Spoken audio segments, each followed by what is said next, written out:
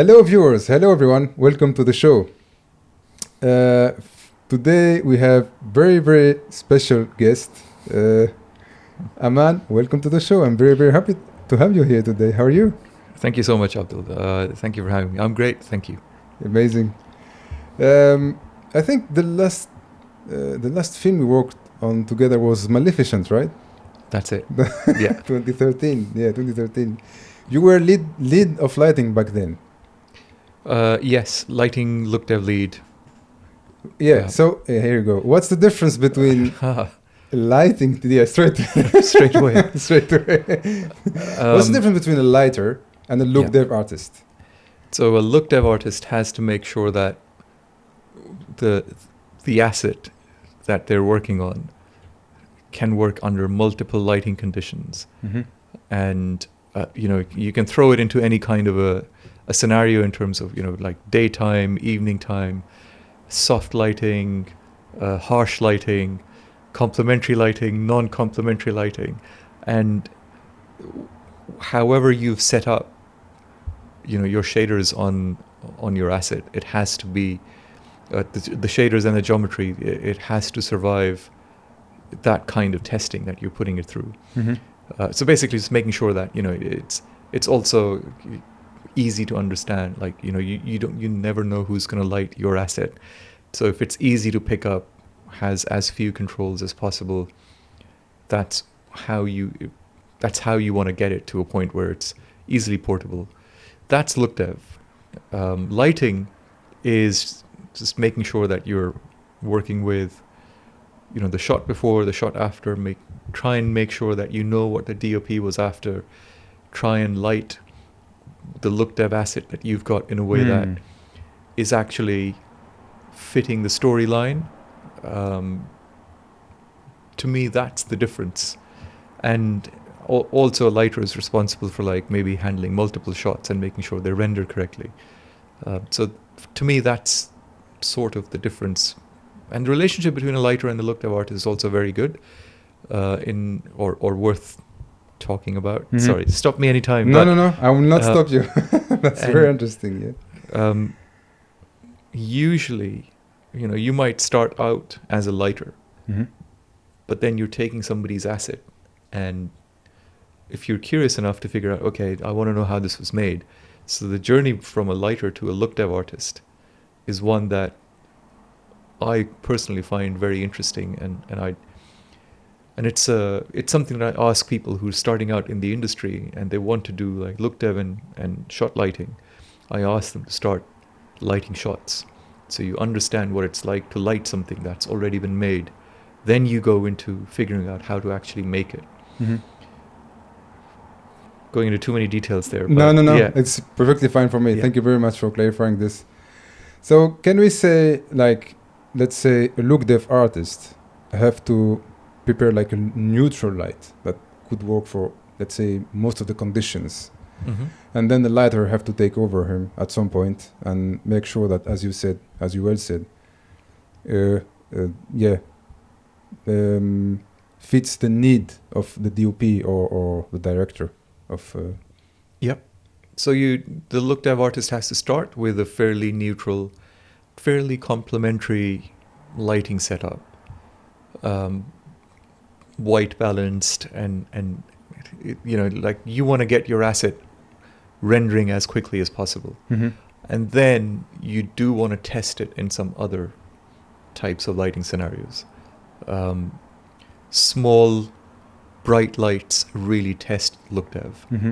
Big area lights, lights like these here, they're very complementary, and they will hide a lot of imperfections in your look dev. So start easy, start neutral, shine a super bright light, small bright light, and see how your asset reacts.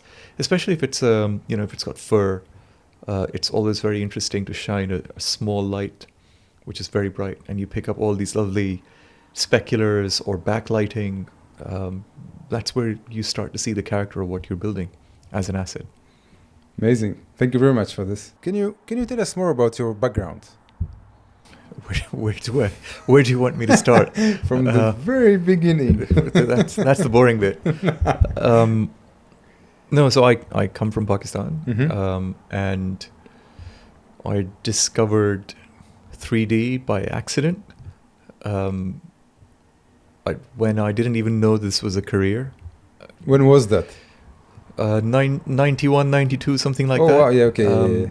So it was a long time ago, and just that the computer I had at the time that my parents had bought for me and my brother and my sister, there were three of us, had very good graphics, and had better graphics than the Macs out there and the IBM PCs out there. So because the whole thing was set up around graphics, I just became more and more interested in it. And then over time, the curiosity grew. And then I discovered that actually people were using the same hardware and the same software in movies. And then you start to see movies that, like one of the earlier films I saw was called The Abyss. Yeah. It has a James Cameron's movie. Yeah. It has this beautiful water creature in it. And it just makes you think, I also have the same, maybe not the same, but maybe the same type of capability in my bedroom. And these guys are filming these on these sets. And I'm in Pakistan and these guys are in Hollywood. So maybe I can do something 0.1% of what they're trying to achieve, maybe even less than that. So the curiosity just grew from there. After my school, I applied to an art school. They turned me down. And then I thought, what am I going to do now? So the other option was apply to a different college. So after university, computer science, and I worked as a programmer for a little bit in Pakistan. Then I got a job offer from Saudi Arabia. The money was great. And I thought, hey, why not do this? It was my salary with a Pakistani salary with a zero attached at the very end. So I'm going to go and do this. So I worked in Saudi Arabia for 3 years. Is it still like computer development? So it was a bit of designing and development. It was more design, and so I would be sent to work directly with clients, get their requirements, and then sometimes design their website. So we were working for banks. Like Saudi Aramco was one of the clients. So we would go into these places and come out with projects that we had to do. It was great, but it wasn't really my calling. So I would come home at 6:30 and I would fire up my PC and I would start to do some 3D on it. And after about 2 years of working after hours, I would constantly share my work online. And I had a website since 96. Somebody saw my work, featured me on a CG portal, and that was that was my break. Somebody then offered me a job. Oh wow! Okay, yeah. In the UK, 1996. No, so sorry, I have completely ignored the timeline here. So this is around 2001. Okay, 2001, yeah, I see, 2002. Yeah, still, 2002, yeah. Yeah, so, so I got a lot of attention through that. And it was literally overnight that, I went to bed, I was featured, I woke up, I had emails from people, do you want a job? I was like, yeah, I want to do this professionally. So which is what I was trying to do, the more I did it, the more curious I became, the more interested in the art form, and I always wanted to make things light and render them and produce images. I never had the capability to do animations because of you need a render farm. Yeah. But then around that time, 2002, I got my a job offer from a studio here in Pinewood. Have you been to Pinewood? Yeah, you know where Pinewood is. Yeah. So October 2003, I was in the UK. Yeah. Okay. And Amazing. I was in the industry. But do you remember the name of the studio? DigiGuys was the name of the place. Yeah. Okay, yeah. I think a friend of mine works on it. Was it the game studio? Yes, it was a game studio. Yeah. I remember. I think a friend of mine, Nicolas, worked there for so many. He was Lightwave artist. Yeah. So I used. That's what we used. We used Lightwave. Then we moved to Modo. Then we moved to Softimage, XSI, and then Softimage. Yeah. Oh, Softimage. It is no more, and was no more, memories. and so we moved to other softwares. So today you are head of VFX Mhm. at Untold Studio. And I know previously you've been head of different departments at the Mill and lead, for instance, at MPC. Could you please tell us the difference between head of CG, head of VFX, and head of discipline, for instance, lighting or effects? So the roles that I've done are head of 3D, head of CG, and now head of VFX. Obviously, head of 3D is very concentrated on specifically that. I had the unofficial role of head of lighting, though technically it was lighting and rendering supervisor. But Mhm. what you're trying to do as somebody who's head of lighting is dependent on the studio. If you're head of lighting, you might just be recruiting and making sure that your department is set up. In a film studio, it has a different meaning. Yeah. So you're recruiting people who can come and light shots, people who might potentially be look deving. In a commercials environment, that could be something different. So when I was the lighting and rendering supervisor, that is specifically focused around workflows. What is the most technical way to do something that allows maximum creativity towards the end without breaking the look of something, if I've explained that right. So, the conversation around look dev it was key to this, was central to this role. How do you set up your standards for look dev? How do you set up your standards for shot lighting? How do you actually measure light? That makes sense to people like us in VFX. You can measure it with, like candelas and lumens. I don't speak that language, and most VFX artists I know don't speak that language. We speak the language of EVs or f-stops. So how do you actually get that as an accepted way to communicate? How do you make sure that your color science and color imaging pipeline is set up in a way that you are doing physically correct or physically based as much as possible setup, and also visualizing in a way that is not limiting the amount of dynamic range. You're viewing it in a way that allows for maximum flexibility on what you're trying to achieve as a look dev artist or as a lighting artist. So it's more of a technical thing that encompasses many areas.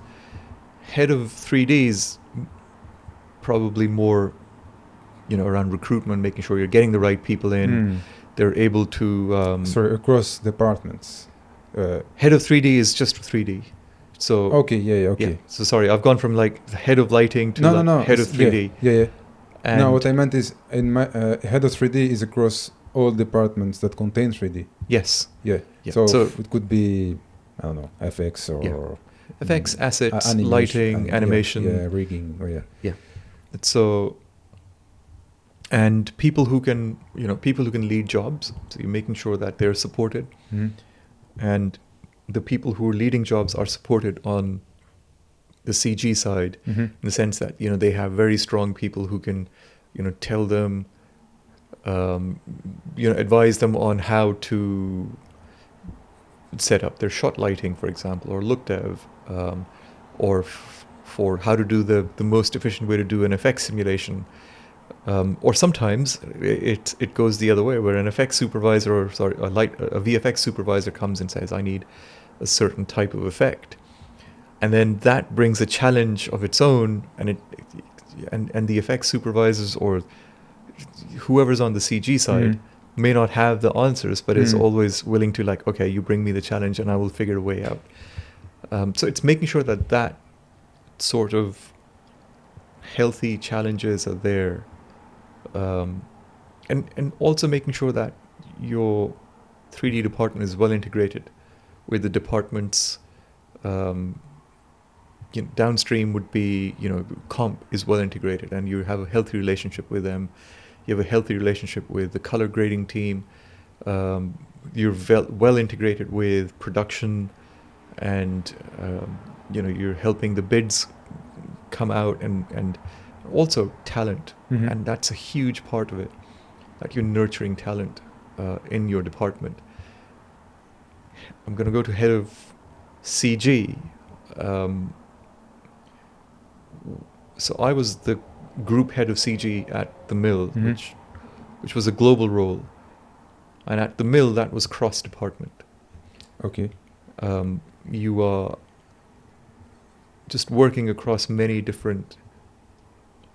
It's exactly what I described for head of 3D, but you're also supporting more departments. You're not necessarily leading them in the way that I did it. You're more in a supportive role, and you're making sure you're coordinating across all the different offices. So the mill had 6 offices, still does.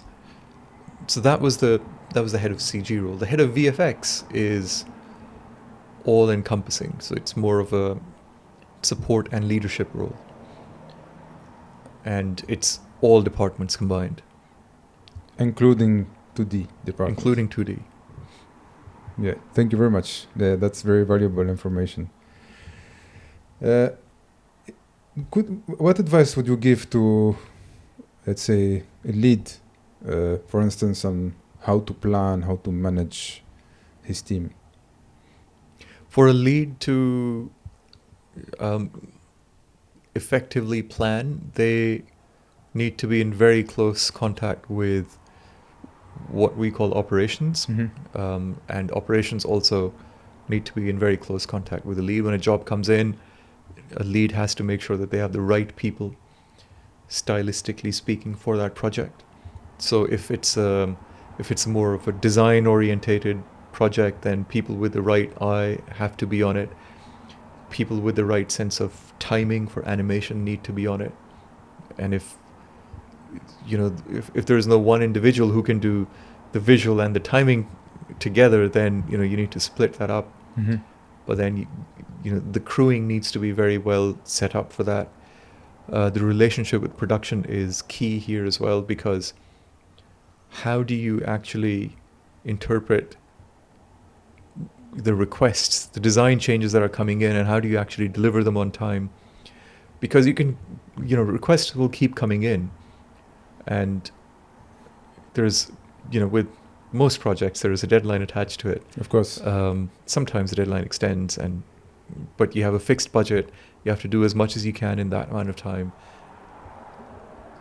It's very, very important to work with the executive producer on the job to make sure that you're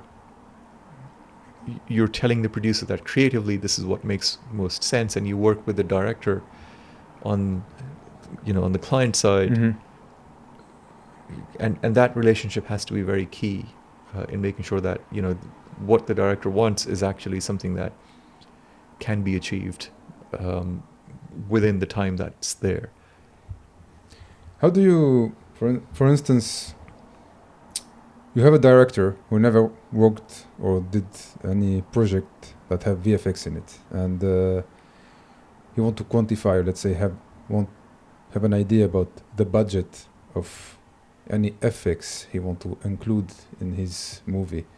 How do you translate this from, or how can you talk, for instance, to someone who never did this before, to make him understand how we work, or how we do it, and how we budget? Early engagement. You have to engage with them very, very quickly. You have to know the director's background, the type of work they've done before, and you have to, So we work in commercials. For us, it's, you know, a director is working with an agency, so make sure that you're communicating your needs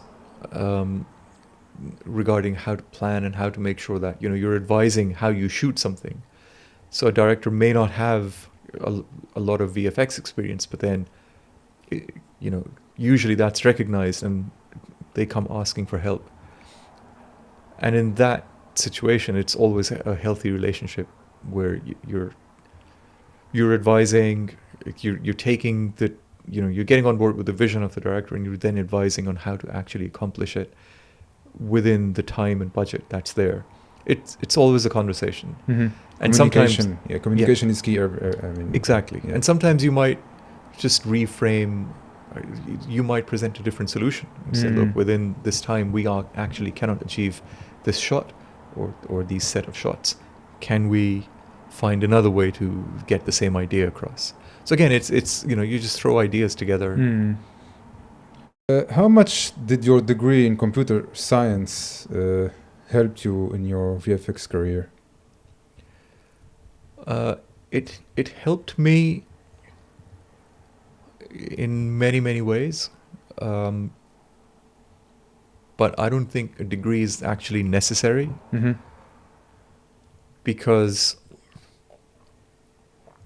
I've seen people achieve way more than I have, and they have no computer science degree, and they've gone ahead and learned so much more than, you know, the knowledge that I had. For me, it helped in the sense that when I wanted to learn, when I wanted to peek behind the curtain, so to speak, it was easier for me to peek behind and quicker for me to get on board with the concepts. For other people, they might have to spend a little bit more time. It was, you know, the programming side was easier to look into. The math side was easier to look into. Relatively easy. There were certain things. They talk to you. I mean, yeah, you talk. I mean, when you see math or physics, you feel comfortable with it. So I wouldn't say comfortable. I would say that, you know, it's like a degree of confidence. Yeah, I see. Okay, yeah. That, okay, I've done something like this before, so maybe I can have another look at it. Like, you know, if you ask me about something completely, a very different career, I will be very hesitant to offer any opinion or even look into it. But if I have taken like 3 courses in that area as part of my foundation year somewhere, then that kind of removes that barrier for your curiosity to take over and go, okay, actually, let's go and find out. So it was helpful. It was helpful in many ways for me personally. There have been phases in my life where I've just given myself hard problems to solve, and the problems that I picked were conveniently in the domain of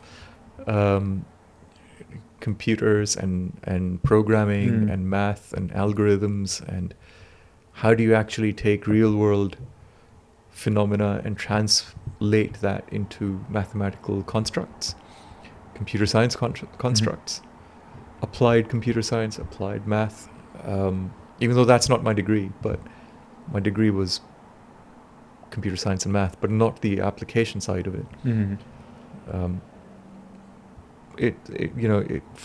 I definitely benefited to a certain extent. It shaped my career and shaped the direction in which I traveled. If I'd taken an art degree, which I did apply to an art school and didn't get in, if I'd gone down that route, whatever route I would have been on would have been shaped by whatever I did as a in that art degree.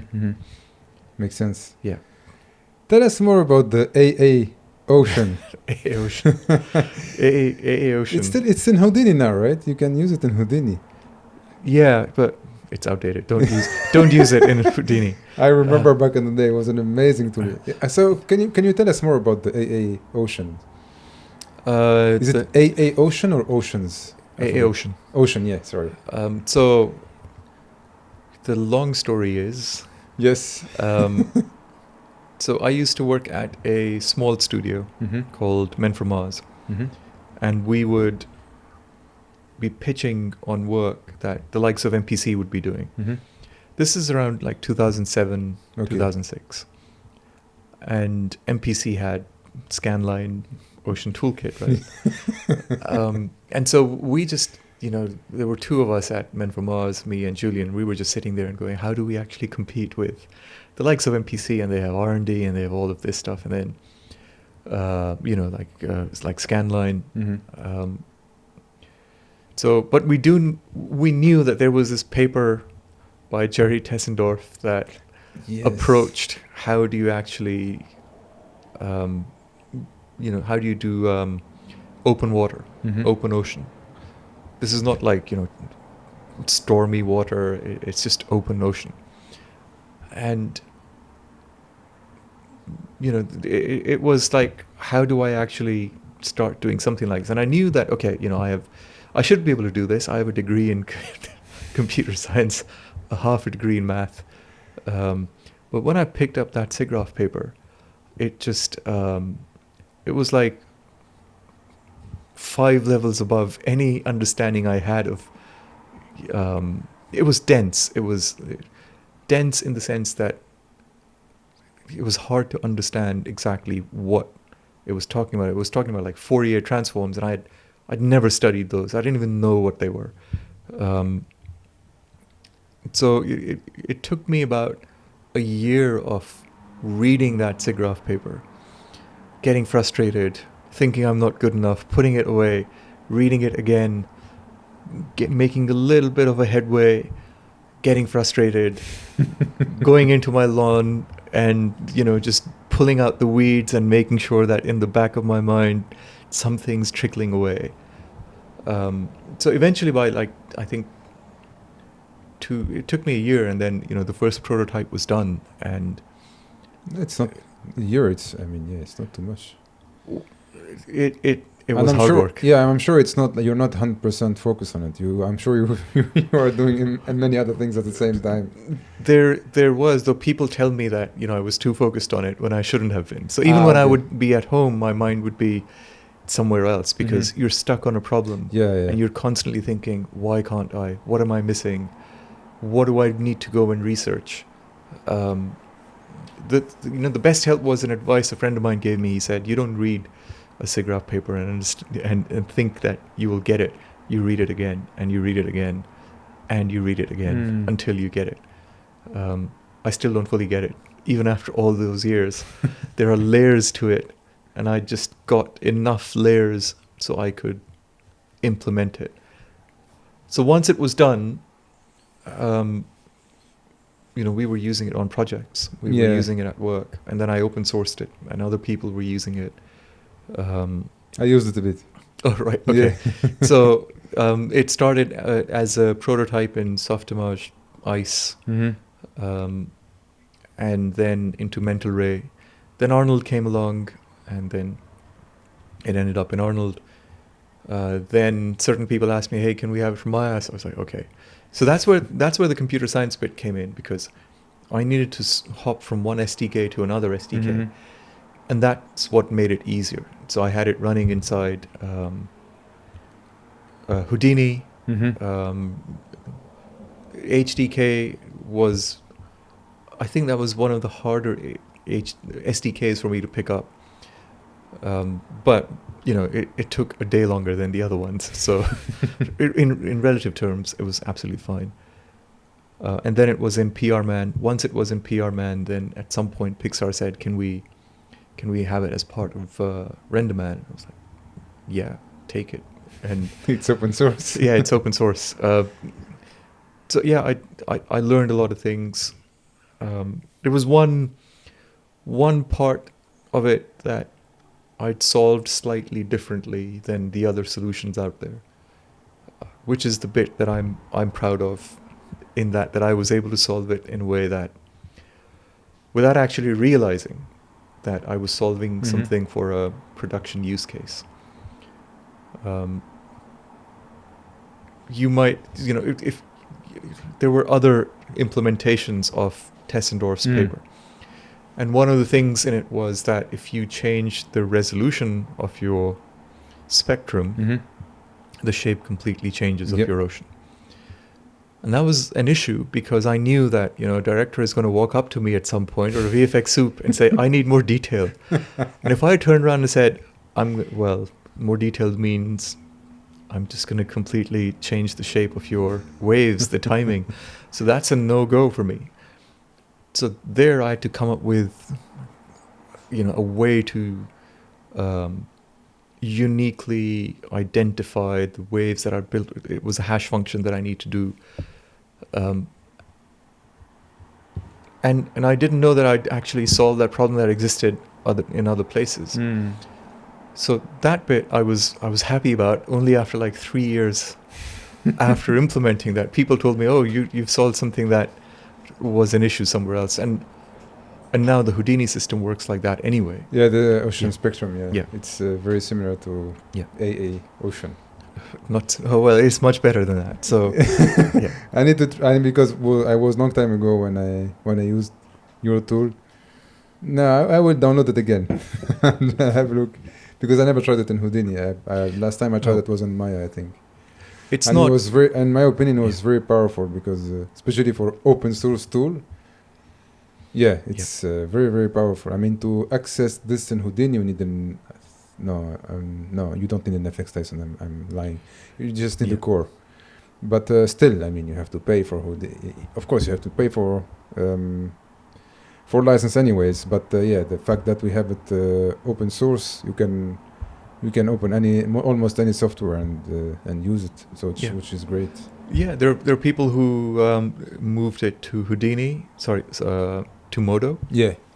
There is a Cinema 4D implementation. Oh wow. And these are implementations that I didn't do. Other people just took. Yeah. And they took over your work and. Yeah. But on the point of open source, I used to just open source everything I would make. What other tools did you make? There were a few shaders that I open sourced. Oh yeah. And that, to me, even though I didn't realize at the time, but I got to know so many people, and so many people were using. I say so many, like more than 10 people were using my tools. So. Well, in our industry, it's a lot of people. It's fair point. If 10 people are using your tools, that means you've got connections in a few places. Yeah. So when I needed to, maybe like move jobs or something like that, I found that it was easier. People knew of my work, and that's how I got into MPC. Even though like I had applied to MPC many times through the forms and would always get rejected. Frame Store, MPC, wouldn't hear.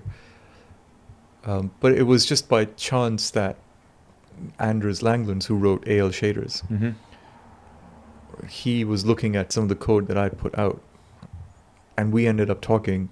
And I asked him a question: are you guys hiring? So because other people know your work, it just became easier for me to move around. Yeah, definitely. I totally agree. Yeah. Give you access, even if it's a different way of getting in, actually, which is a better way, actually, because they know what they're expecting from you.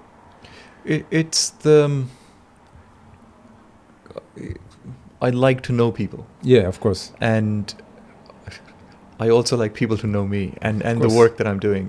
And that's how, back in 1992, 93, that was the world.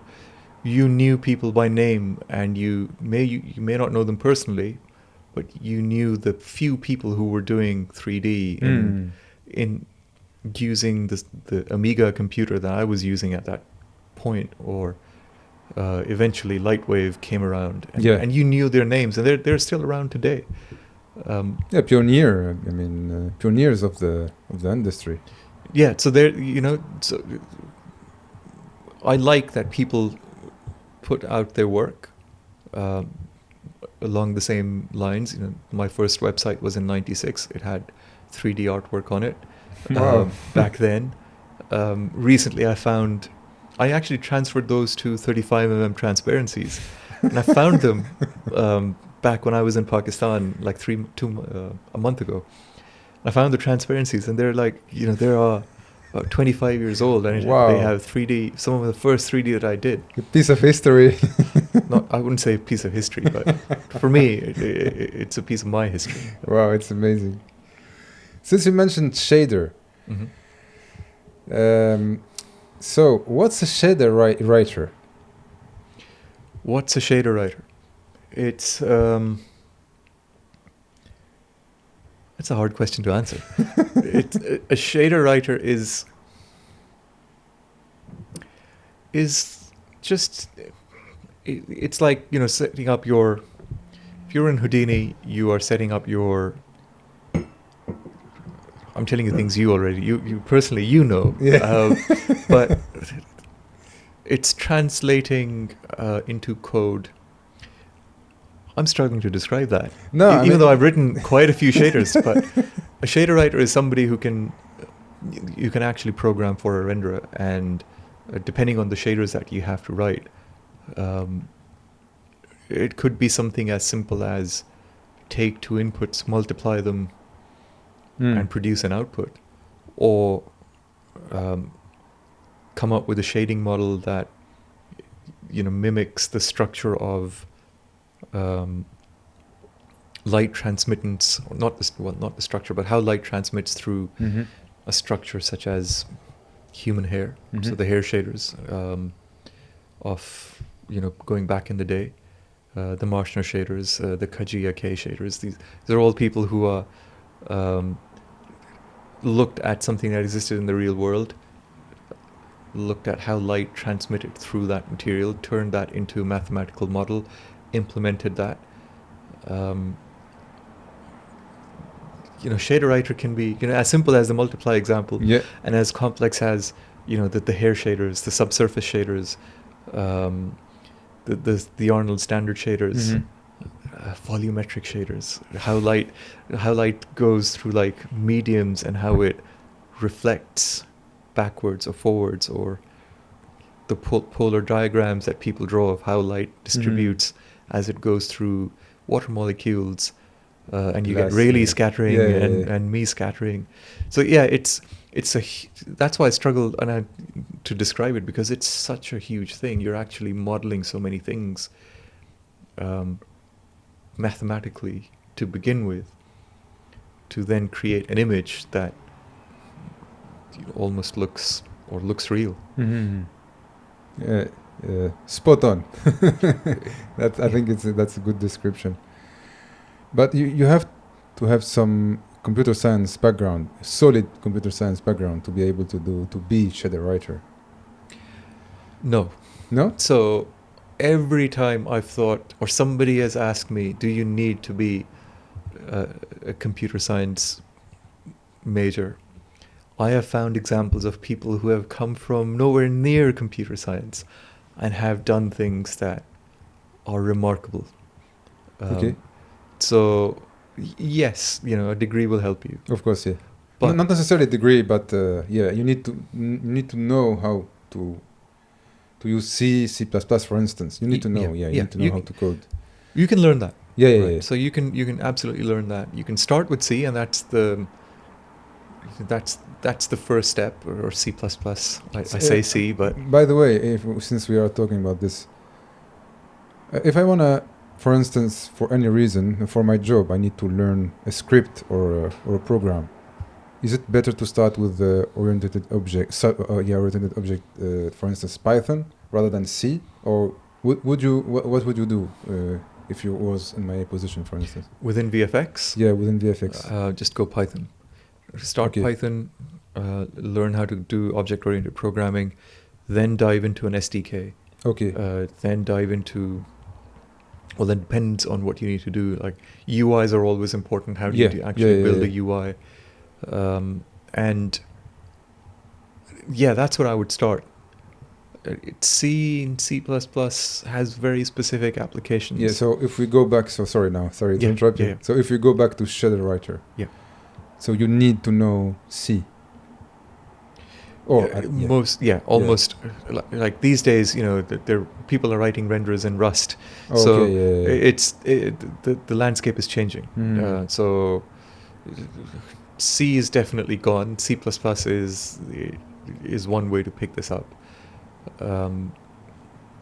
Pick up the physically based rendering book, which if you want to be a shader writer or even need to understand rendering. And to me, that's where I actually started. I needed to understand how does a renderer internally actually work before I got into programming. Because before that, every time I try and program, I just wouldn't understand what's happening. So when books like PBRT came out, or the mental ray manuals when they came out, they actually went into all the stages that a renderer goes through. And then you figure out, do I need geometry shaders? Or do I need a surface shader? Or do I need a volumetric shader? Or do I need an output shader? It's what are you trying to do? That's the question. So things fall into place a lot quicker. Yeah. So, since you have a computer science background, as you mentioned earlier, how is it easy for you, for instance, to pick up a camera and say, and you've been a lighter for quite some time as well, because, for instance, as a lighter, I think it helps if you know how a camera works or how the light work. Yeah. So how do you translate from computer science to be a lighter? Because there is some artistic like view on it, which is different from computer science, for instance. I guess everyone's journey is different. My father was always into cameras. My brother is a camera fanatic to this day. He carries his large format cameras with him, or medium formats. Which camera does he have? He has he has a posh camera. He carries a Rolleiflex with him. Okay. And so but you're growing up in that kind of environment. I see. Yeah. So photography is framed in big canvases on walls. My mother's a master's in fine arts, so there are paintings in the houses. Okay, I see now. Yeah. So you're coming from artistic background, Yeah, and so it was not easy. It was easy for you when you said to your parents, for instance, I want to work in CG, for instance, because for me, my parents did not understand, to be honest, because they're not coming from artistic background. So for them, it was. To this day, my father don't understand properly what I'm doing. So sorry to interrupt you. No. They still don't know what I do. So even I've just stopped explaining to them. They're happy. The child has. I'm still a child to them. Yeah, of course. The child is doing well. He's settled. He's not asking for money. So it's yeah, exactly. There was a time that, my father did say, after my A-levels, and I'd applied to an art school, my father was concerned that I may not end up with a career that could be financially rewarding. Mm-hmm. So he set up an interview with his banker friend in a nice bank, and I went and I had to oblige my dad, and we sat down, we had that interview. After that, it was, he tried to get me into the same university that he went to. Mm-hmm. Is it an art school? No, so he went to, it's a local university. So he went there, he did his first master's there, and then he did a second master's somewhere else. So he then said, you must now go to this college. So I went there for one day, and I came back and I said, I'm never going back there again. It's not the same place that you went to. I found that it was, my brain doesn't do well with memorizing things. Mm-hmm. And so there, the whole, I ended up in an English literature class. Wow. And okay. they were just asking me to memorize things, and I was like, it's not for me. Not for me. I'm not. This is, even though I want to do like a bachelor's degree, Mm-hmm. but I can't escape English literature because they will fail me if I don't pass the subject. Therefore, I'm not going back to this university. That was a big argument in the house. Oh my God. And then I applied to a computer science school. Okay. Yeah, and so yeah, you it grew. worked out. Sorry, go ahead. No, that was it. Yeah. So you grew up with cameras around. So for you, Yeah. I mean, lighting and framing, something. I mean, you had, you had this in your baby bottle, maybe. I did, but I was never interested. Oh, okay. So I just was not interested in cameras. I was not interested in art, even though there are, books and books about art and Renaissance art Okay. in the house. Never wanted to get into film or TV work. My uncle was already in film and television in Pakistan. Wow. Okay. Yeah. And he would live. He used to live next door with no walls in between, and so I've seen, films being shot, big cameras rolling, as I was growing up, but was never interested. Okay. And so what? Yeah. Sorry to interrupt you again. What pushed you to be CG artist then? Nothing pushed me. It was, it's like I fell into things, one I thing see. after another. So is it like stumbling almost? No, maybe it's Not stumbling.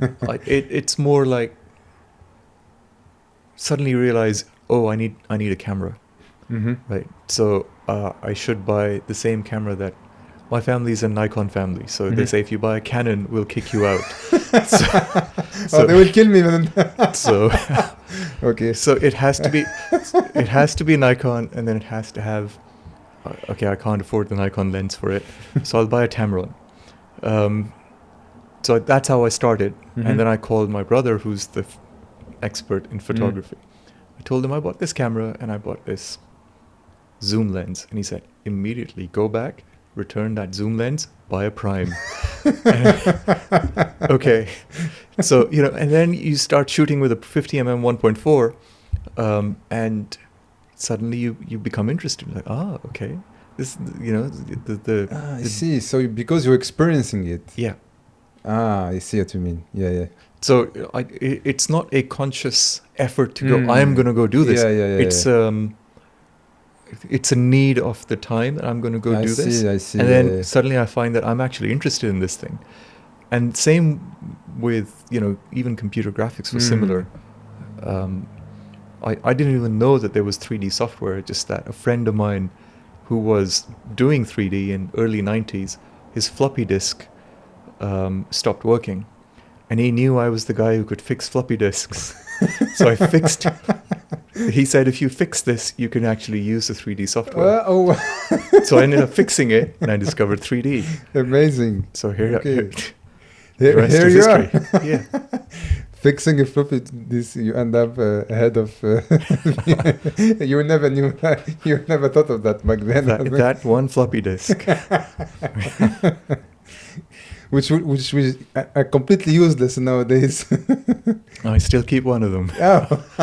Actually, I still have one. Yeah. I don't know why. For me, it was like sort of a revolution back then. It was actually because storing things. I mean, storage was like a big thing back on the days. Storage was because the first computer that I used was a Sinclair Spectrum. And that used to run on a cassette tape. So all the programs were on a cassette tape. And so my brother would turn on the program, and my job was to make sure that the volume was set in a way that it's not too weak. So the signal to noise ratio I was the controller of that. So the signal is strong enough that the Spectrum can understand it, but it's not strong that it clips. But it was, it was starting from cassette tapes to then the 5 1/4 inch floppy to then the 3.5 inch, and then the hard drives that once I could afford them. So the rest is history. Amazing stories. How essential you think it's is to have a VFX supervisor on set. 100%. A VFX soup has to be on set, assuming there are VFX in. Well, and you few not indie movies that did not have the soup on set. Independent movies. No, it was not indie movies. It was big budget movies that did not have, at least for those sequences, soup like a VFX supervisor on set, and it was a nightmare. I was going to ask, so how did those sequences go?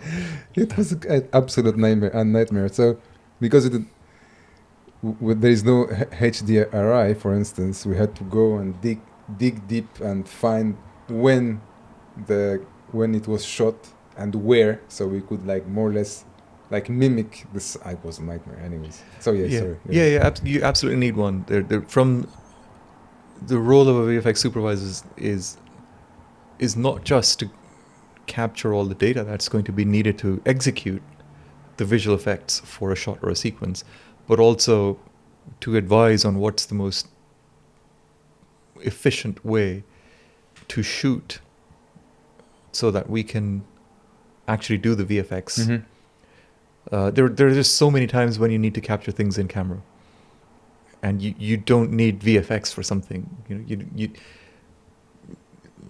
being on set means that you don't invent work for downstream that you haven't budgeted for. You only do the work that you've budgeted for. If extra work comes up, then that's a conversation to be had with the exec production rep on one side and on our side. So it's a key presence on set for VFX to be successful. Okay. So for instance, because we're mentioning the VFX soups or VFX soup on set. What's the main job of the VFX supervisor on set? The main job is to, I would say, even it starts before you go on set. Yeah. And it's being involved in the planning of how you're going to shoot something on set. That close collaboration with the director and eventually with the DOP as well. That's where you start.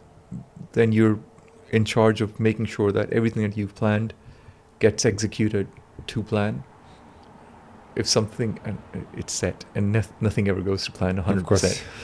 And when it doesn't, you're there to advise on, how we could solve a challenge in maybe a different way. We've all been in those situations where things haven't gone to plan, but at least there has been a VFX supervisor for anyone downstream within the VFX department who's got their back. And then once the shoot's done, they come back with like loads of other information like measurement data, LiDAR scans. They may not be personally be doing them, but they might have somebody with them just to make sure that we're capturing everything that we need from a data perspective, so that people don't have to guess. And when you have to guess downstream, it just is so much time gets wasted. And is it right? Was it like that? Who was there?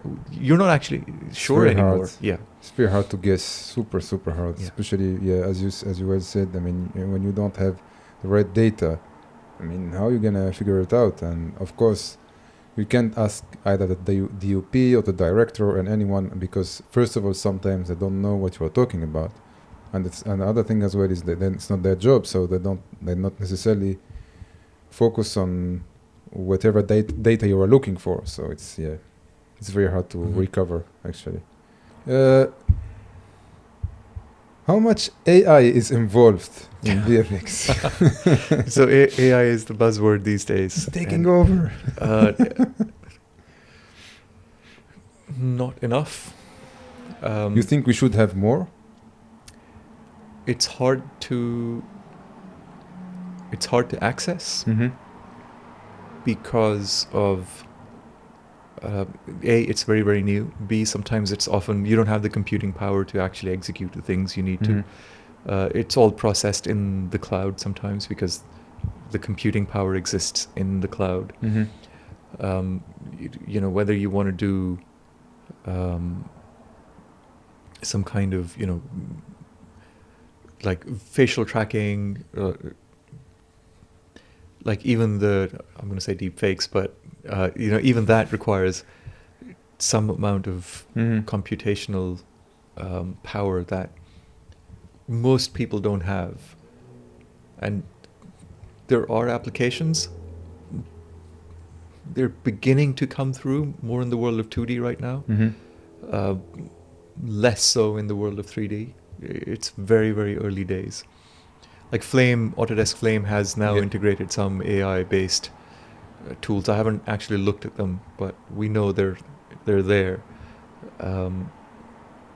But beyond that, it's like maybe there are some rotoscoping tools and stuff like that. That's what I wanted to ask, because for instance, even in Nuke, I still can't understand why it's not AI taking over to do much move or roto. I think it depends on what we expect from it as well. If you expect the full solution, you may not always get it. Of course, yeah. If you expect to get 80% of the way, then you've saved some time, and you can move forward from there. Yeah, in the long term, you save some money as well, because it's an investment. But I agree. Even if you have to clean up, it's like motion capture, right? You never use it as it is. You take the data, and then you process it afterwards, because it's impossible. You can use it straight away. Yeah. So, but you have, as you said, 80% of the job done. You just have to fix a few things here and there, and then you can use the data. Yeah, exactly. And other applications of it are in the world of image searching. So a lot of times, everyone wants an asset library, and how do you actually go through an asset library? Oftentimes you visually search through it. Yeah. And if you're going to go through like thumbnails, or find me all the pictures of cities, for example, or all the sequences, because you might be looking for, like in 2D you often look for like, give me sky sequences at dawn or dusk. Yeah. So you can actually utilize that technology there today, if it's integrated. If enough of your own sequences that you own are in that system for this model to train on, then you can actually start using that technology today. But some places might have those deployed. We're certainly trying to get them, and we're working with a few people who've actually solved the problem. There are, a lot of these problems are solved in the realm of, Amazon has recognition, so you could use that, and you could work with that to go through all of your image sequences and make sure that you've got some kind of visual pattern matching there. What are the main differences between game, film, and commercial? So, because you worked in all of them. I have worked in all of them. My first job in the UK was for a game studio, but I was working more in the cinematics side. Okay. The difference between, I guess today the differences are less and less. So the further back in time I go, the more you will find those differences. In the world of games, we had to optimize a lot more in terms of polygon counts, texture sizes. So much energy used to go into optimization. The number of bones a character can have, the number of active lights you can have. Maybe you can have 3 lights, maybe you can have 4, but that's it. And explosions with 50 particles or something. And a lot of sprite-based stuff, like image sequences put on planes that are always facing the camera. So the way you solve problems were very different in games. And also games, actually, on the plus side, games relied on solving things that we solved in VFX much later on. So, for example, how do you actually view images properly with a proper tone map was more common in games than it was actually in the world of VFX. So, you would, like Arnold today has got only very recently has started coming out with, like, you use this Asus Rec 709 transform. V-Ray solved it back in the day, but the rest of them did not. Even like, how do you get, like in games, how do you take an agent from point A on a terrain to point B? They had that solved as forms of heat maps. It was only when, people in VFX started looking at, like, we need to do a crowd system. How do we get an agent from one place to another place? How do we do that? And then the solutions in games, because they've solved that problem. In terms of commercials and VFX, commercials and film. Commercials are more freeform. You might be doing 3 tasks at once. So we encourage people to do not just the simulation, but try and also render it. Yeah. If you think there is a problem with your camera, pop open the camera scene, see what's happening. So we encourage that, that crossover. Film, I find, in my experience of it, which is less than that of commercials, is more, heavily pipelined and regimented, and there are workflows for many things that have to be adhered to. I think it's changing now. I think film and commercials are coming together in terms of how they work. In the past, it's always been very, very segmented on the film side, less so on the commercials. I personally tend to enjoy the freedom you get in the world of commercials. Because I started out as a generalist. Yeah, of course. And I will probably never be as good as a specialist, but I like the fact that I can go into all of these areas and I can have a say in this thing, in one particular part of a project, and do something there and then publish it and move it to another part and then render it, and sometimes I might even comp it if I'm lucky. That doesn't happen in film as often. Yeah. For me, it's the number of hats you wear in commercials. That's very different to the number of hats you might wear in film. And it may not be it's not a bad thing. Like I was saying earlier, I will never be as good as a specialist, right? So my water simulations will never be as good as your water simulations. I doubt that. So, I can do open waters, and I can do just a little bit of, like, okay, I can have a tiny bit of wind on it. But to do the foam as well, I think it has the foam. Not to the level that you can do it. Yeah. So that's what I mean. Like, I will never have that level of extra finesse to my work. But in the world of commercials, I may not necessarily have to do that. I'll ask a specialist to come in, and so that's where you and I have worked together before. Yeah. So you suddenly realize, hey, I'm a generalist, and I know my limits. Now I need to go and find somebody who's actually excelling in that area. And in film, you find there are many, many specialists. And so in terms of, like, knowledge in subject matter of individual verticals, if I can call it that, you sometimes find that people have had the time and the opportunity to hone in on those specific things in film than in commercials. The huge, the amount of data that film generates, that commercials will never generate. Yeah, right? that's true. So if somebody says, I want to split the Red Sea apart in commercials, it will be tough. It has been done by a studio where a really good friend of mine, Francois, used to work. It has been done, but not to the scale. Yeah.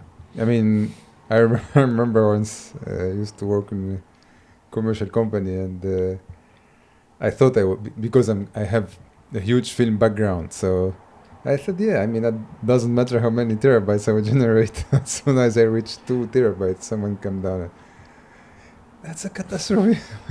You need to Yeah. delete everything. Yeah. Yeah, I mean, I did not realize until this happened, actually. Was That that we- the same place that we used to work Yeah, at? Right. Okay. yeah, it was. So London is one of the biggest VFX hubs Hmm. on the planet, if it's not the biggest. So, how do you see the industry in the next 5 to 10 years? I wish I was a visionary and I could tell you. It just keeps changing. And, when there was a time when we thought all the work is going somewhere else, because Yes. a lot of film work is subsidy based. Yeah. And so if another country pops up and gives more subsidy to film, people, that's how London to Vancouver shift happened. Yeah. And then from Vancouver, when Vancouver became too expensive, to Montreal happened. Yeah. And then Montreal, I'm sure, is going through the same kind of cycles. Yeah. We're in a fortunate position today because there is just, the likes of Netflix and Amazon and streaming In has, demand so platforms. episodic was just not a thing, right? Okay, there used to be the occasional BBC documentary that you would work on, or a Channel 4 documentary, or an ITV documentary. That's it. But now there are just, you're doing these so many episodes, so many individual programs on TV that you have to do something for. So it's a very fortunate time.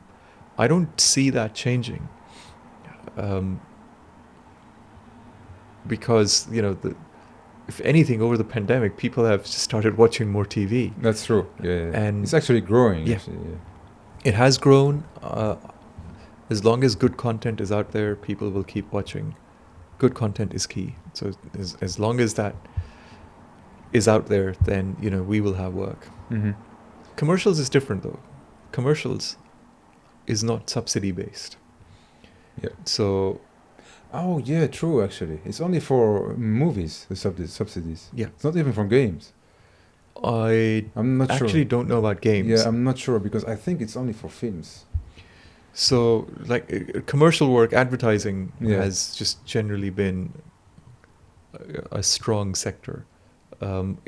People have questioned it because if you're watching Netflix, if you're watching Amazon, you're paying and you're not watching ads. Mm-hmm. So you do think for a while, what's the future like? For commercials. For commercials. Yeah. Because people have now switched away from watching ITV or, but work is still there.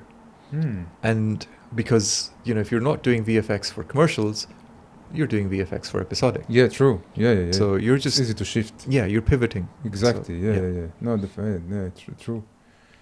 There is some technologies that I don't believe in. For instance, AR or VR. I'm not saying it's a good technology, but I mean, five years ago, I mean, for me, in my opinion, was not there yet. Still, until now, it's not there yet. It's too expensive. I mean, you need like a very powerful machine. It reminds me a bit like the stereoscopy for movies. This, for me, it doesn't work. Like James Cameron did for Avatar 2009. Yeah, well, it's funny, but it make the cost of the cinematic is higher. It's much more 2 times more expensive than usual now, unfortunately. But that's it. I don't see the benefits of of the 3D having 3D movies in theaters. But it's not. It's fine. I mean, you can have. For some movies, it's good, but I don't see the necessity of it. How do you see the progress of VR or AR? It's unlike the AR VR of the 90s. Yeah. This time around, there is a lot of momentum behind it. There are a lot of big players behind it. Even if you don't have the computing power, you could stream You could process and stream visuals. You could do your computing somewhere else. Yeah, cloud. Yeah. Yeah. So it doesn't have to be the beefy computer that you buy. Mhm. We're not there yet, but if every cloud machine came up with an RTX 3060 or two of them, and you could pay to have that experience streamed to you, then it's a bit of a game changer compared to before. Where I think it's slightly different is it's an individual experience in a physical space. And if you want it to be more than one person involved, then that other person has to be virtual. Yeah. So the metaverse, and you're just, maybe if you want to go down that route, then you're moving into a very different world. You could have, I don't know, like the Ready Player One examples, right? Yeah. Maybe that's the future, and maybe everyone has one of those, and you want to escape, the realities of one set of issues, and then maybe go into, escape from one reality and go into a different one. It is evolving. I'm not in a position to say where this will go.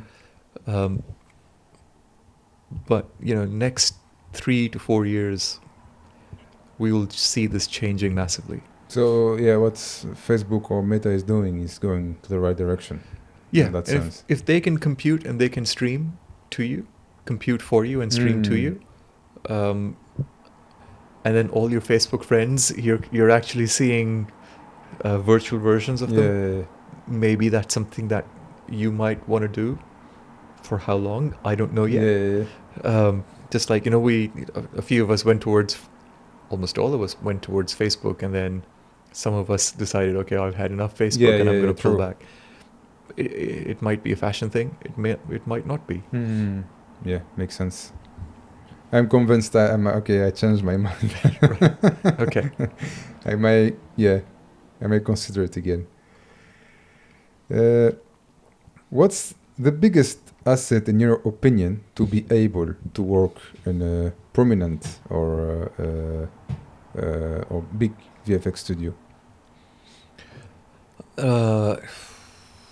Dedication. Okay. And curiosity. Mm-hmm. You're actually interested in the work you do. Mm-hmm. And I think that holds true for anyone working in VFX. It takes a certain type of individual to work in VFX and thrive in VFX, because you're actually very, very interested in the problem space. And, whether it's how do you actually come up with the storylines, or, the storyboards to actually go and shoot, if that's where you're interested in, or how do you solve complex problems, like do things that haven't been done before, at a scale that they haven't been done before.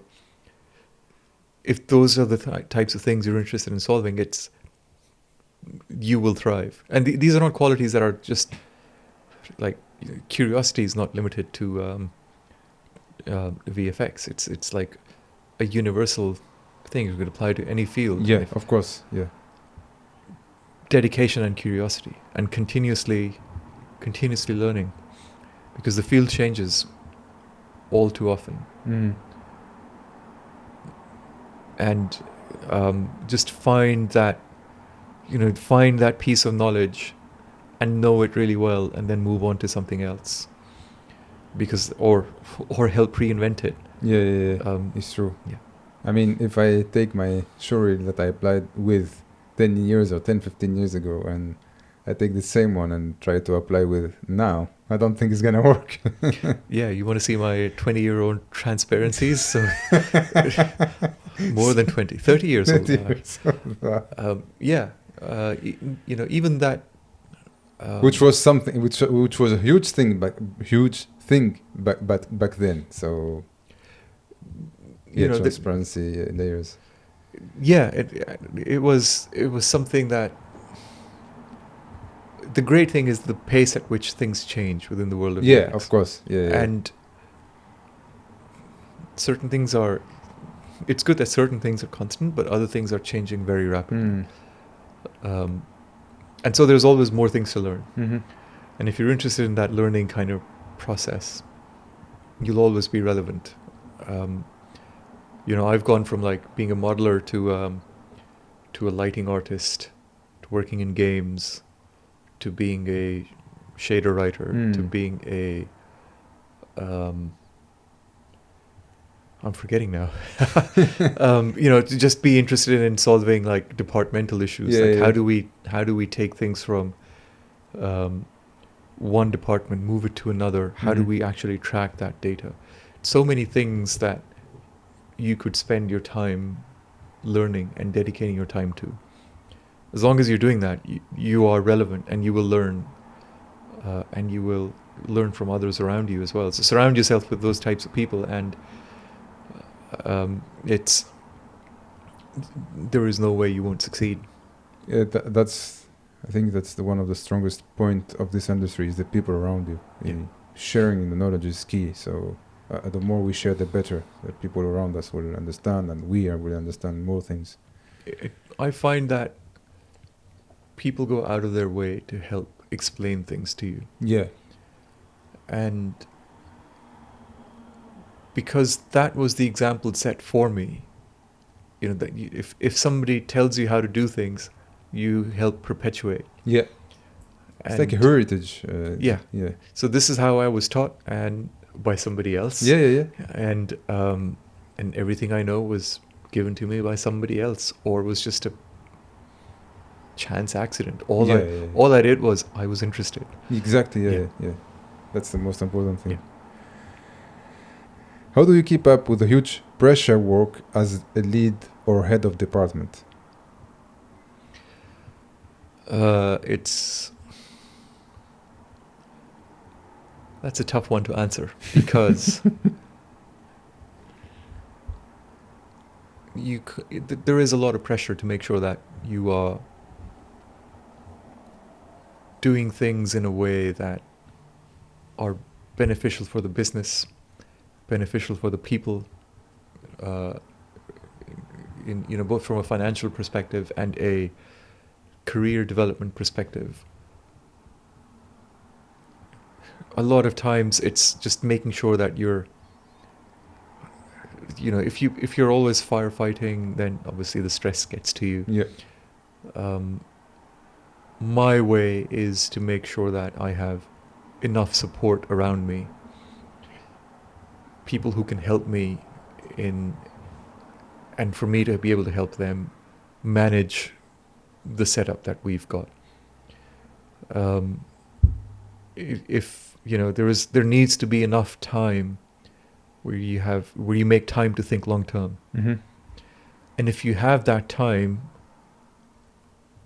while knowing that everything's been taken care of, you're managing the stress quite well.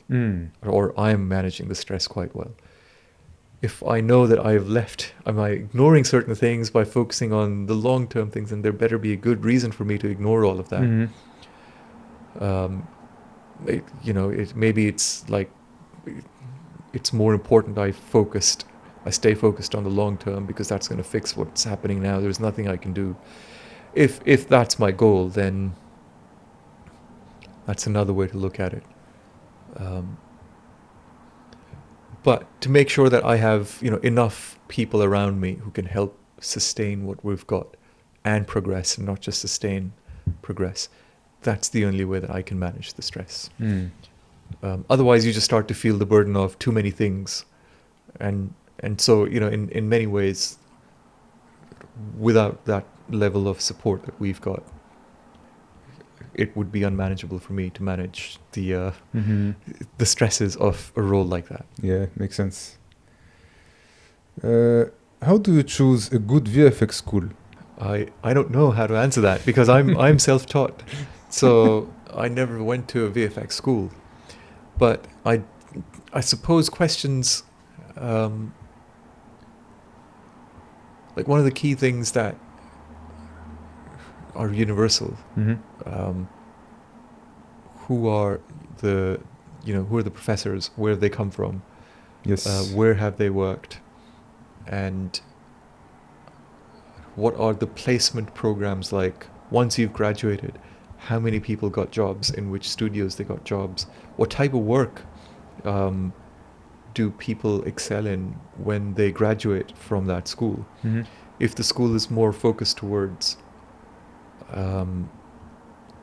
more research-oriented work, and there is a lot of research-oriented work within VFX, then maybe that is the school for you, and maybe that is not the school for you. There was, there was a colleague of mine who had gotten a PhD in global illumination. Okay. From University of Bristol. Okay. No, sorry, PhD in high dynamic range imaging. Oh, okay. So that's Patrick Leda, who's still at MPC.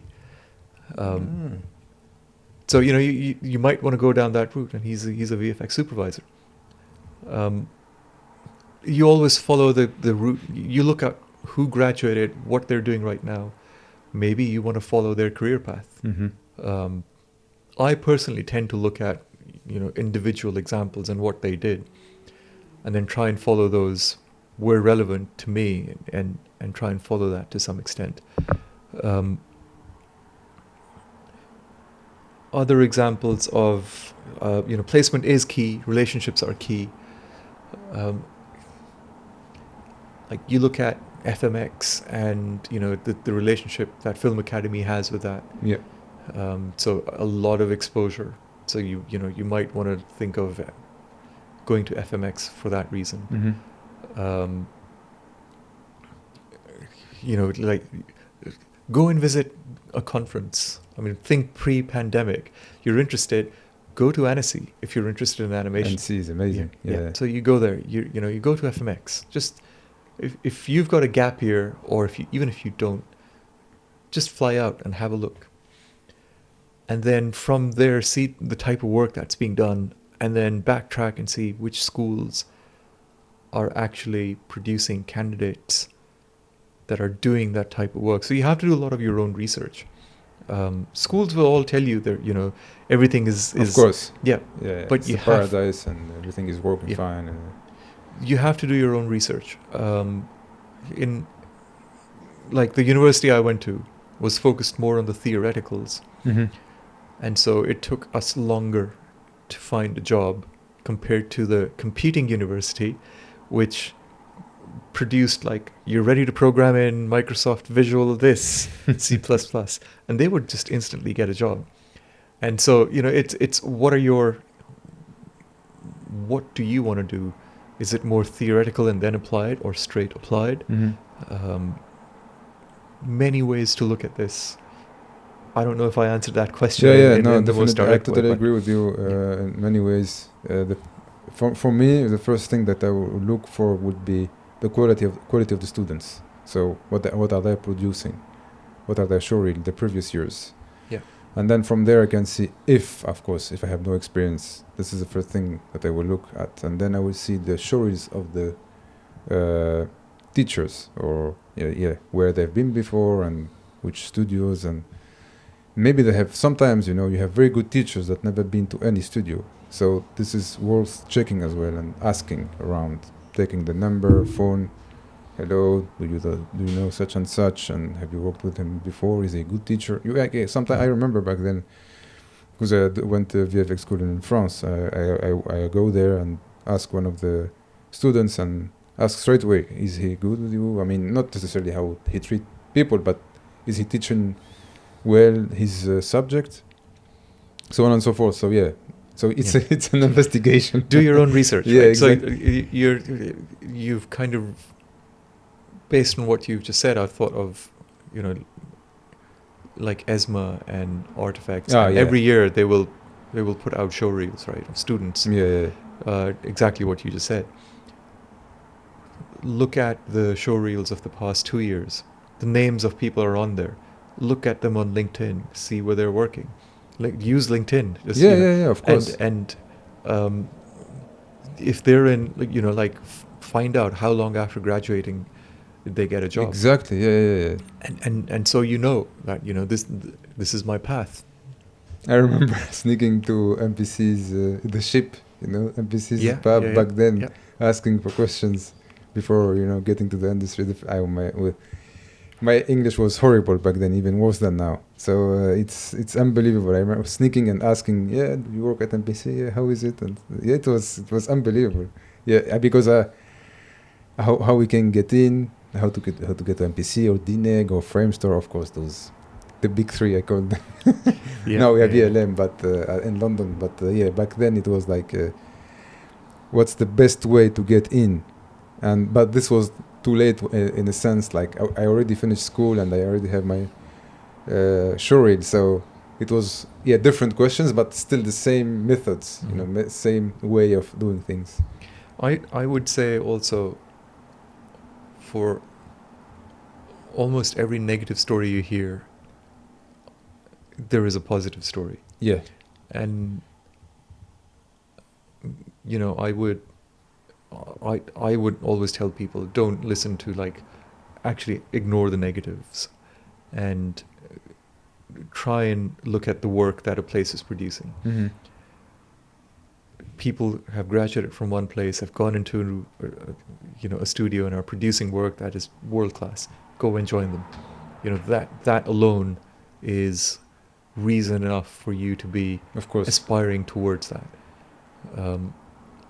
And then it might be that the first few years are tough. You might have you thought the practical world is but it ends up being like something different. We all go through that. I went through that. We get used to it. We find our own internal balance, and it's just something that students just need to be told that once you graduate, just go and find your own path and you will succeed. And to your previous question, as long as you're interested and curious, you will be a valued person of no matter where you work. Yeah, totally agree. It's similar to toxic environment. It could be toxic for you, but not for me. So you don't know until you go there. If you don't like it and you feel like the environment of work or whatever is not made for you, leave. That's it. I mean, this is how I see it. It might be down to the team you're in. Of course. It could be just your you're not quite understanding the communication that happens there, because you're possibly new to it. You may not understand the urgency of something. This is not an example of a toxic environment, but when I was new in the UK, everyone was really nice. Even when my work was not nice, I needed them to tell me, please just tell me it's not nice. Yeah. So be frank with me. But I struggled with that a little bit. Like, okay, this means that when somebody says could be better, okay, I really need to work on this. We call it CBB now. Yeah, exactly. So yeah, that's a shot grid status. Yeah, now. or Rita. Yeah, depends. So a lot of times it's just the language that you're not. And certainly that was true for me. It took me a while. Do you think it's culture shock? Do you had culture shock when you arrived to the UK? Did I have culture shock? I don't think I did, because that's more coming from Pakistan. I went through the schooling. There were two schooling systems in Pakistan. One is you go through the British schooling system, and the other one is the state schooling system. So I say British. I mean, it's just following British curriculum. Yeah. I see what you mean. It isn't British, but it's just the way. The A levels and the O levels. Yeah. It wasn't such a culture shock for me. My father has, he studied in the UK. Okay, in the 60s, University of Wales. So I always knew of his stories. Hmm. My mother went to a school run by missionaries, and Okay, yeah. so it was always very mixed in terms of I see. So Yeah. you had a glimpse. yeah. So for me, it wasn't like I'm stepping into something completely I see different. what you mean. Mhm. But for others, it could have been. Okay. Which movies have made you want to pursue a career in the industry? I think the earliest was The Abyss, Ah, yeah. and it's not that one that gets cited. Like people always say, it was Jurassic Park. Yeah. Um, Terminator 2 and Jurassic Park. so for me, it was The Abyss, followed by Terminator 2. Here you go. So, It has to be. yeah, so I get in line. Right? Everyone in this industry, in our age or generation, Yeah. have to have at least one of those movies in his list. But I will add Star Trek Oh yeah. and The TV series, just to be The Next Generation. Yeah. And I will add Babylon 5 to it Oh yeah. because it was made on the Amiga computer. Yeah. And I had the Amiga computer Yeah. in my- For you, it was possible to do. Yeah, such this thing is in my bedroom, and they're using the same thing somewhere far, far away. So I should be able to do this. That's amazing. It has lens flares, so there you go. Most basic feature is there. But yeah, it was that combination. I think after that, it was like one film after another, and obviously the Jurassic Park series came out. There were just a lot of examples of CG starting to make its way into music videos, and I know that's not the question you're asking. No, it's specifically fine. film. Don't worry. But like, how do they do? It wasn't even CG. The fact that they had, in Star Trek, they used to have $1 million budget per episode, and you'd go, wow, like in the 90s, $1 million per episode was huge and massive. It's huge. And you're interested in, okay, it's actually a physical model of the Enterprise, but somehow they're planning it in a way that they're planning the shoot, and then I can make a 3D model of this, right? Yeah. So there's all these influences on you that just are constantly, you're trying to connect what you're seeing with the technology that you have. Interestingly, Star Wars was never there for me. It just never did anything for me, even though it used technology quite a lot. But somehow I missed all of that until like the late 90s, and I just started looking at, okay, let me look at The Empire Strikes Back, and actually I like that. Yeah, me too. I mean, it's my favorite. Yeah. So it just, when it went a little bit dark, and then it was perfect. Episode 4 and then episode 6 were not my cup of tea. Yeah. Though some people will kick me out of their houses if I said that. But no, don't worry, no one will see this. I mean, I think post Disney, for me, Star Wars was okay. Well, the last two was not. I mean, again, it was not my cup of tea. Post Disney, it's horrible. That's my opinion. Except maybe, what's that spin-off? I always forget its name. Star Wars. I forget. Yeah, that's the only one. There is one which is not in the continuity of the series. Not Solo, the other one. Rogue One. Right. Okay. It was okay. It goes. I mean, it's say similar atmosphere. I mean, we are in the same mood. But I mean, post Disney, it's just okay. Let's sell the movie and have some gifts for Christmas, and it's, I don't know. That's my opinion. Maybe I'm Could be wrong, but yeah, it's not. Again, yeah, those ones are not my cup of tea. But I'm not a fanatic of Star Wars. It's not like a. Yeah, I know people who watch Star. It's like taking medicines. You know, once a week they have to watch Yeah. Empire Strikes Back or whatever. So no, it's No. or like Lord of the Ring fanatics. For instance, there is a lot of. Yeah, it's not my. I like movies, but it's not to the point to.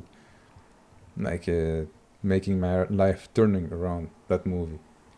I think even if I'm to revisit that list for me, you know, even The Abyss and The Terminator 2, yes, those were significant moments in time, but there were a lot of other smaller influences and Yeah. other things that were happening at the time that were just kind of leading you towards, or leading me towards this field. I never even considered working professionally as a VFX artist until I think the year 2000, 2001 or something like that. It just seemed like I would love to do it, but how do I actually do it? And then when, you know, it actually became a possibility, then, you know, something like careful what you wish for. Oh, right, okay, I actually have this opportunity, and I have to leave to go to another country. Yeah. So yeah, you spend a lot of time thinking about, okay, now I can, should I? I'm glad I did. Yeah. So yeah. That's great. You don't regret it, so that's No regrets. That's amazing. How much do you think COVID would change our way of working in VFX?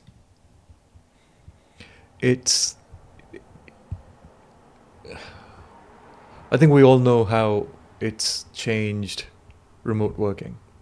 Yeah. Or actually brought in remote working. There was no such thing as remote working. I think it speed up the process a bit. Yeah, you had to be like super senior to be able to do remote working. And now you can join in as a remote worker. I think that's actually not a great way to join, because onboarding is a huge problem if you're... Yeah, that's true. Yeah. But, you know, we were talking about commute times earlier. Yeah. And, you know, the only times when I've thought, okay, maybe I don't want to do this is my commute. And being able to not go into work twice a week, you know, gives me enough breathing space that I don't spend 3 hours commuting. That's my case.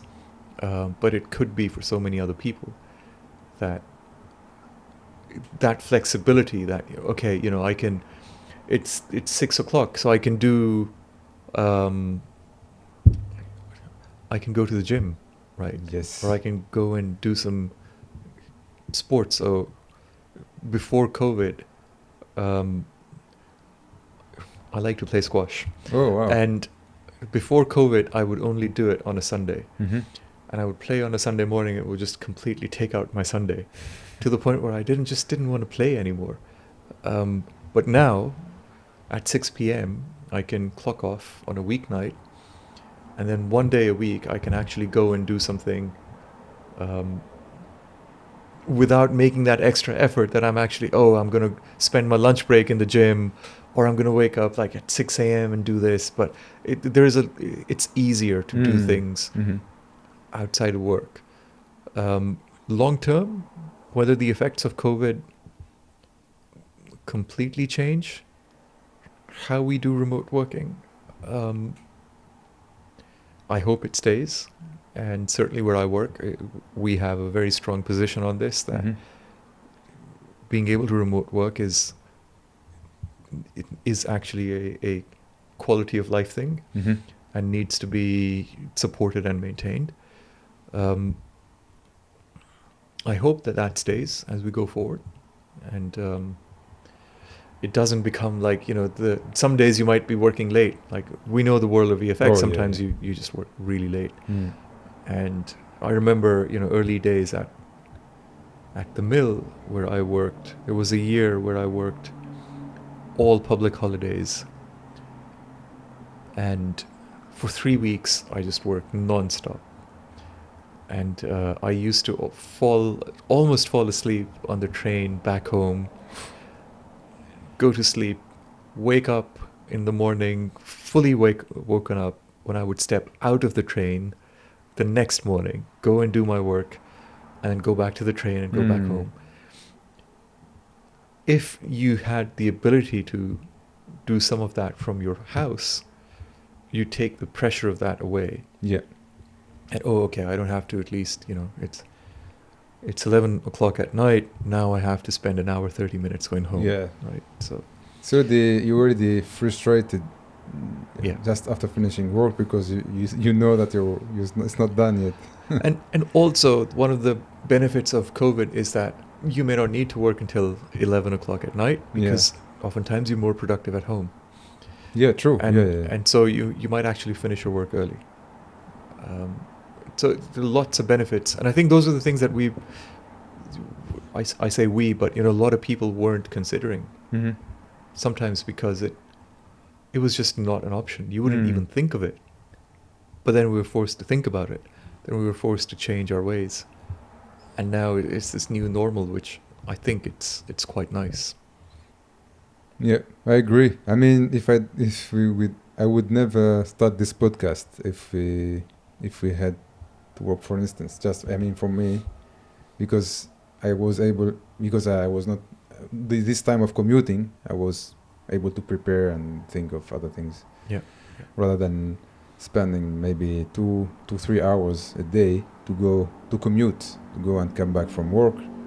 And as you said, sometimes we finish fairly late, and you arrive at home, it's already midnight. You just want to have a shower, and if you still have power, enough energy actually to take a shower and go to sleep. Just sleep. You don't do anything else. Yeah, and thankfully, I think today the VFX industry is more mature, and certainly we don't ask anyone to work that late. And Of course, no. My current position, I full well know, and there are two heads of VFX at Untold, and both of us, we're very, very aware of the burnout factor. Of course. And people just, once you're burnt out, you don't care. You're not as productive. Yeah, you make useless. mistakes. Yeah. In the long run, it's useless, in my opinion. So from the mental health side of it is immensely important. And a lot of things, like COVID has really, really changed the way we look at. Yeah. It's what was considered normal has suddenly forced us to rethink so many things, and so many good things have come out of it. That's a good thing. Could you explain, could you go through a VFX pipeline? Do we need the VFX pipeline? Is it necessary? So pipeline is the most, I would say, overloaded word, to use a computer science term. But people use pipeline in many different ways. Yeah. So there is pipeline for new work coming into the building. There is pipeline of how do you actually deliver your work? To what extent do you track the information that is flowing across one department to another? Back in the day, there were no pipelines, right? So 10, 11 years ago, the experience at the mill was you're always hiring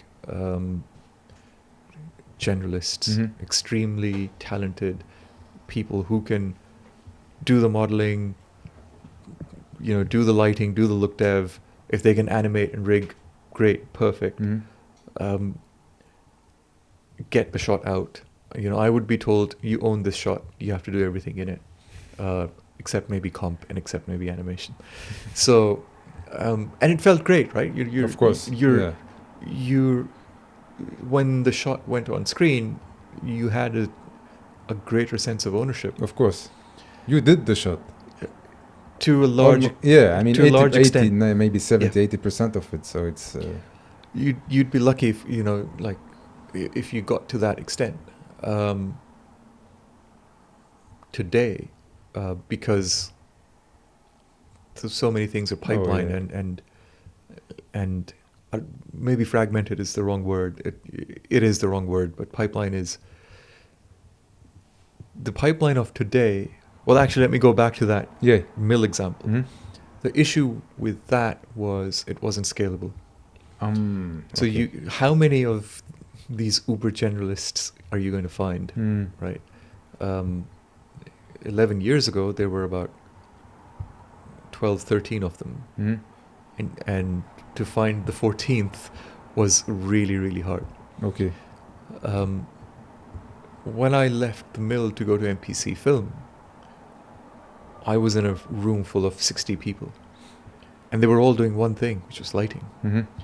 And so that kind of opens your eyes to a different way of working, where somebody upstream is doing look dev and giving to, like, one individual might be look deving something that will go to 60 people. Okay, 60 is too large a number, but let's say it goes to like 20 people, and they're lighting shots. And you suddenly find that the people who are lighting shots are lighting it to the same extent or to the same level as the generalists were. And then you kind of think about, okay, maybe why is that? Now, part of it is pipeline, that they don't have to figure out as many things as the generalist. There is consistency in the way information is flowing to all of these 20 people. So one is confused, they can ask the other one. The workflows are very consistent. So if the workflows are consistent, you can then automate them. And then you can bring efficiencies to them. If you have to,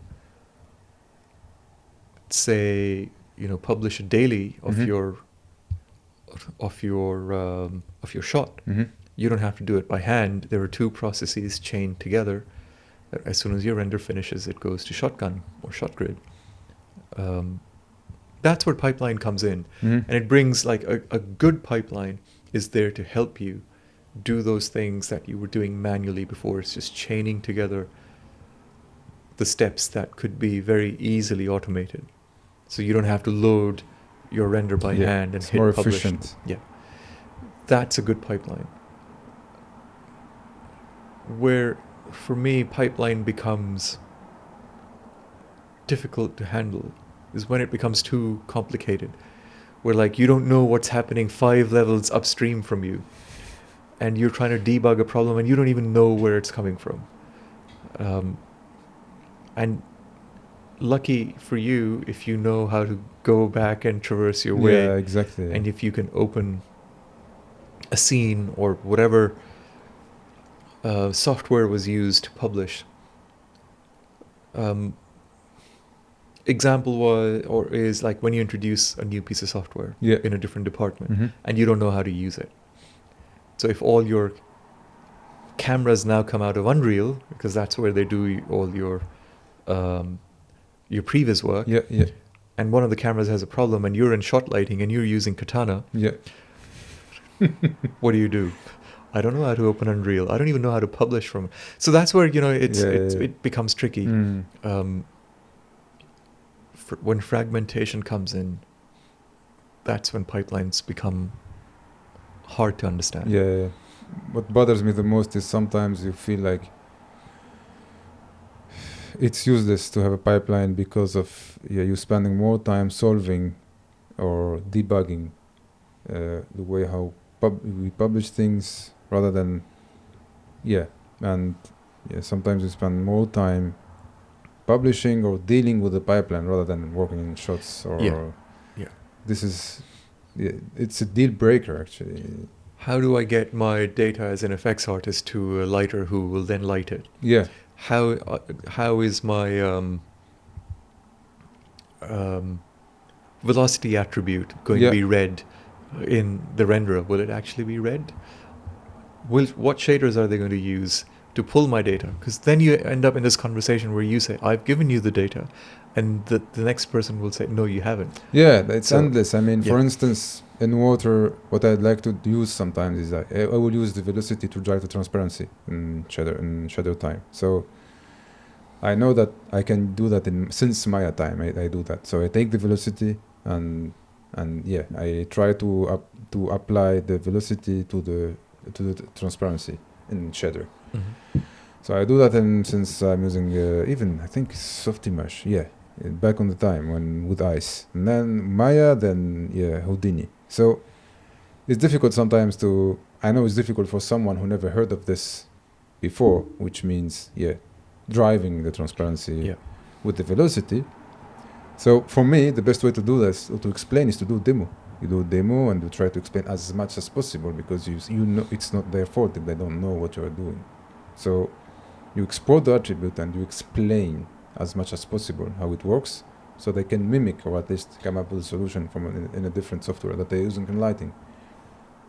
But it's your fault if you're doing, in my opinion, it's my fault if I can't transmit or transfer the right information to the next department, because they're gonna get stuck and they won't be able to use it. As simple as that. Yeah, again, communication is key, especially in these conditions, because again, pipeline, if it doesn't help you to get your work down the stream and pass it to other departments, then for me it's useless. So better to use it properly. Yeah, and that's an excellent example, because if, say, you're generating a type of data that the pipeline doesn't natively support, Yeah. then you have to ask for a feature request, and people who are writing those tools might be busy on other projects. Then you have to come back and say, okay, I can't get any pipeline support, so I have to find another way to send this data across. Mm. And right there, what inside, say, Houdini is a straight pump into a shader, hit render. Mm-hmm. You have to take that, something that could be maybe a vector attribute or maybe a matrix attribute. I don't know, I'm just coming up with examples. It doesn't matter. Yeah. And then you have to come up with a different visual representation of it as a color attribute or so we always have to come up with the workarounds. Otherwise, I mean, because as you well said, sometimes when you create something and something is that is new to the pipeline, most of the time you will have to find, because they won't be able to fix it for this show. Most probably they will fix it for if you are lucky, for the upcoming shows or film or whatever project. And so you have to find a workaround to a solution that you think that might work for the next department. But so you have to work again until which makes sense in my opinion, because as you said, I mean, it's not like we're not pushing buttons here. People are already working on things that are way more important than what you are doing, so they're not necessarily available to do it straight away. So it might take some time. Yeah, absolutely. Do you do aftermath talks after each project in order to avoid the same mistakes in future projects or in the future? Aftermath means something really bad happened on every project. I know. Sometimes people call them postmortems, but I think even that's... I call it aftermath because it's related to Dr. Dre album. I mean, one of the hip-hop albums. So that's why aftermath it's closer to... after all the dust had settled, whoever was left standing with... So, if any.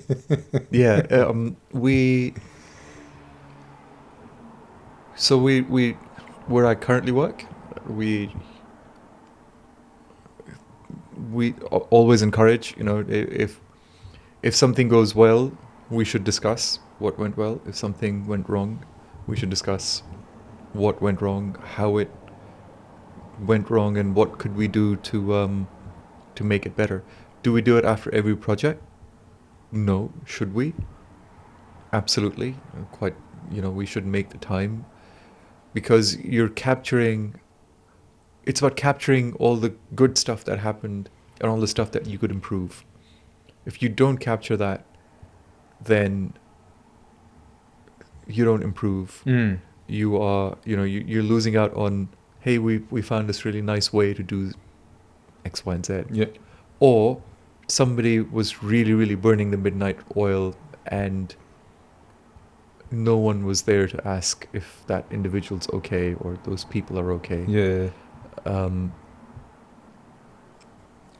And then it's you end up losing them. You end up losing valuable colleagues who might be burnt out, may want to come back or may not want to come back.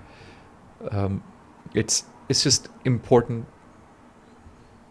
to know what's happening in the business. That's not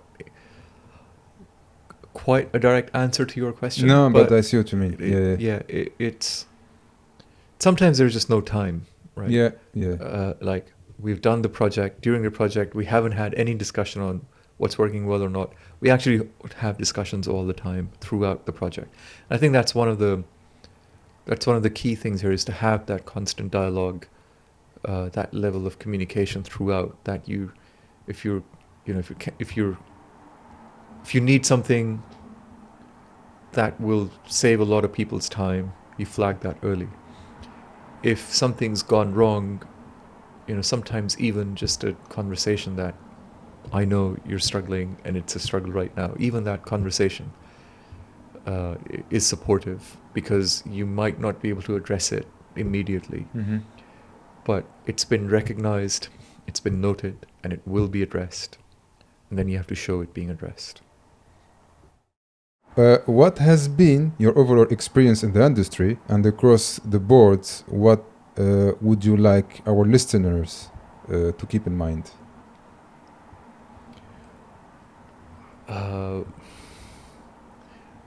Listeners come from a very broad spectrum, so I don't know if I can say something that will be applicable across the board. My experience of the industry, I'm thankful that it exists, that I have an opportunity to do something that I'm interested in. If this industry didn't exist, I really don't know what I would be doing.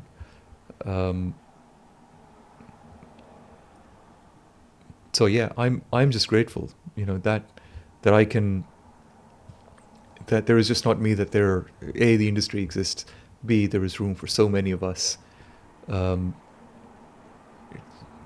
It's just an amazing experience to be able to contribute, to be able to follow the work of so many other talented people, to be inspired by them. Because when you're stuck, all you have to do is just look at the work of a colleague, and that alone is a very inspiring conversation. Like, so many different things happening. The one thing that, it kind of goes back to the comment earlier, was